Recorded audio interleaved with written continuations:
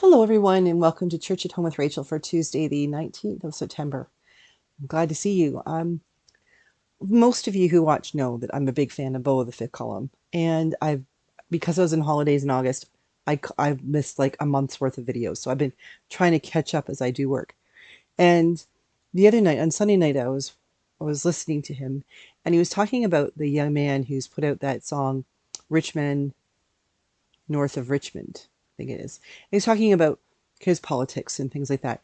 And he said a phrase that really struck me. He started talking about the biblical Jesus versus Republican Jesus.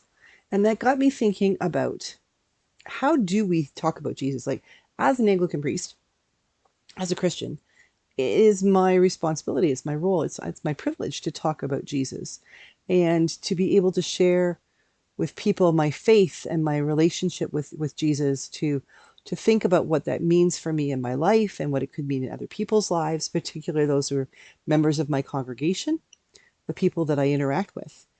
And 24 years ago when I started as a priest, there was a very different connotation. I was very shy talking about Jesus, and very seldom would I even just say Jesus. It would be Jesus Christ or just Christ. We were talking about that at book study last week. Um, that saying the word Jesus made me feel very uncomfortable because it sort of harkened to Pentecostal style, more charismatic people, and that's not who I was 24 years ago as a priest. But over the years, my comfort level with talking about Jesus without adding Christ or, Savior, Lord, all those things, just talking about Jesus has come a long way. But that is because I think of the personal struggles and journey and experiences and reading and all the things I've done with, about, for Jesus. It is not because I have become some kind of an evangelical person who goes around talking about Jesus all the time. Maybe I should be, topic and discussion for another day. But I think over the years, my sense of being, my comfort level in talking about Jesus has gotten better for practice. Practice makes perfect, right? I'm not perfect, obviously, but um, talking about him more and more creates more of a comfort level. But also, it's the getting to know Jesus thing, like that relationship. When you first meet someone, and you're strangers, first you get to know their name, and you get to know a little bit about them, maybe where they work, or if they're married, or if they have kids, or what, like which football or hockey team do they like. As you become closer, as you become friends, or as you become colleagues or coworkers, you get to know more about them on a deeper level, until there's an established comfort level where you can call them by their nickname, or if something happened, you can give them a call up in middle of the night or late in the evening, and they're going to be there for you. There's a trust level that's built. Well, that's what's happened for me, really, when I think about my relationship with Jesus.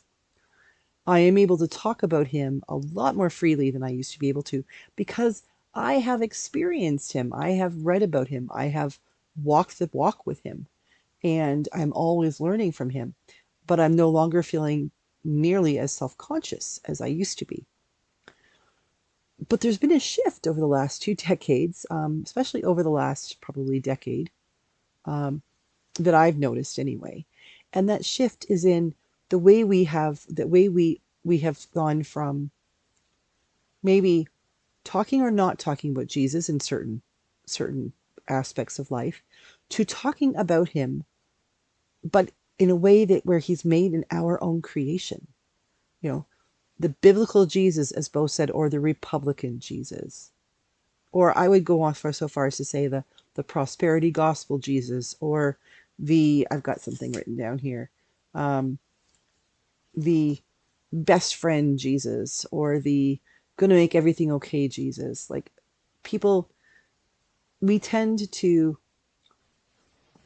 create our friendships, our empathies, the things that we love, the things that we're most comfortable with, in our own image. Those things that we're, how many of us have a best friend who is completely the opposite? And I mean, not just like, my best friend likes Toronto Maple Leafs and I like Montreal Canadiens.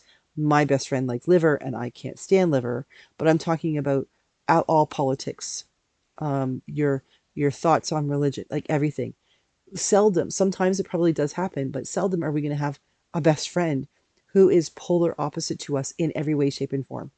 Because best friends are able to come to that point where they can meet in the middle and comfort one another and strengthen one another. And if you're always fighting, if you're always disagreeing, it's going to be difficult. So I'm not going to say it won't happen, but I'm going to suggest it probably doesn't happen all that often.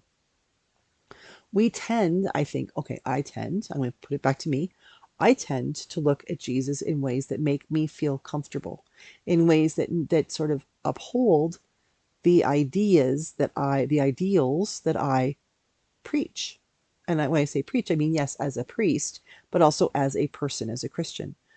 I don't think in terms of Jesus being a heavy duty, judgmental kind of guy. I look at him and say, like, when I look at Jesus, I see the cross and I see the sacrifice that this man, this fully human, fully divine being, chose to make to give up his life on the cross to save lives. And for me, that doesn't juxtapose well with the whole Jesus is a judgmental jerk. And if you don't fall in line to some line that isn't actually in the Bible or some line that Jesus himself didn't say this is the way you should be, then you're all going to hell from my perspective. And you see, and I could be completely wrong. I understand that. I know that. I acknowledge it. I will never know until such time as I come face to face and have that real Jesus moment when I die. If indeed that happens, I do believe that that will happen.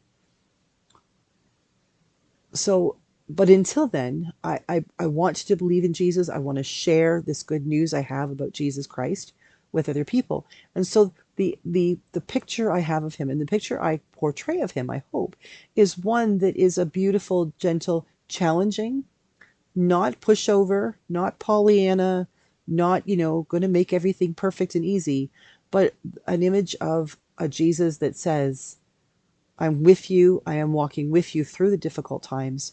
I will help you learn from them. I will comfort you when you're sorrowing. I will laugh when you are laughing. But there is a sense that you have to be responsible, that you have to grow in your faith. It's not just a scratch off ticket where you just, hey, you won.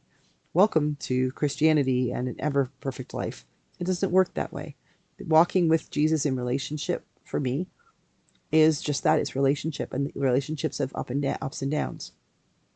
But we're also seeing this polarization of Jesus, almost like people, if aliens, like where does the legends of Skinwalker Ranch and things like that. If we're talking about aliens, if they were to come and look at Christians and those who say they are Christians and listen to what we say and see what we do, wouldn't they think that Jesus was kind of schizophrenic? In some cases, Jesus is this kind, meek shepherd who carries people and takes them off to heaven. And for others, Jesus is presented as this horrifying, terrifying, judgmental, if you don't fall in line, you're going to hell, and everything in between. How difficult would it be then for those aliens to look at us and say, oh, okay, they have a higher being. They have something unseen but knowable, one who guides their direction, provides them with hope. I don't know that people would see that aliens would see that. And then the question comes, if aliens couldn't see it, obviously, when they came to see us, what about the people who live here? What are the people who just take things for granted about us? What is it that we as Jesus people, as Christians, show other people about what we believe, about who Jesus is? Do we show a biblical Jesus? Do we show that we're following a biblical Jesus? Or do we show that we're following a Republican Jesus or a prosperity gospel Jesus or a judgmental Jesus or a Jesus created in my own image Jesus? I think we've got work to do, those of us who are Christians, to take some time to reflect and look at that ourselves and look at what we believe and what we say we believe and what our actions say we believe, and see if we're in harmony with the biblical Jesus, because that is the only Jesus that we are called to follow, and that is the only Jesus we are called to share with the world. So I admit I've got work to do. How about you? If we are truly Christians, we will want other people to discover the biblical Jesus, not the one that we have helped to create in our own image. Just something to think about when it comes to our Christian faith. Have a great day, and God bless. I'll see you tomorrow for Church at Home with Rachel.